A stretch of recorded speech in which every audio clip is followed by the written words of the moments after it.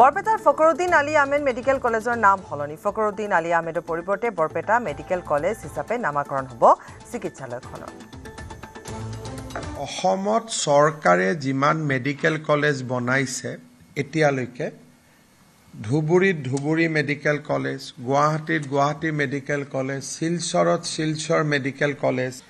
কিন্তু বৰপেটা মেডিকেল কলেজখন Fakhruddin Ali Ahmed medical college নামেৰে নামাকৰণ কৰা হৈছিল যিটো আমাৰ বাকি মেডিকেল কলেজ কেইখনৰ লগত মিল নাখায় আৰু হেহে বহুত ক্ষেত্ৰত এইখন প্ৰাইভেট মেডিকেল কলেজ নেকি বুলি আমি বহু প্ৰশ্নৰ উত্তৰ দিবলগীয়া হয় সেইবাবে আজি কেবিনেটে ফখৰুদ্দিন আলী আহমেদ মেডিকেল কলেজৰ নামটো পৰিৱৰ্তন কৰি বৰপেটা মেডিকেল কলেজ এণ্ড হস্পিটাললৈ ৰূপান্তৰ কৰে এতিয়াৰ পৰা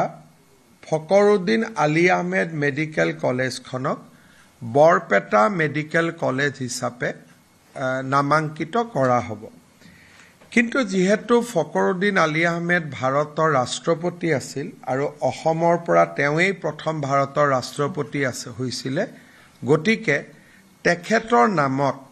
একে ধৰণৰ সন্মানীয় বা তাতোকৈ বেছিকৈ সন্মানীয় আন এটা অনুষ্ঠান বা শিক্ষানুষ্ঠানে হওক বা সাংস্কৃতিক অনুষ্ঠানে হওক ফখৰুদ্দিন আলী আহমেদৰ নামত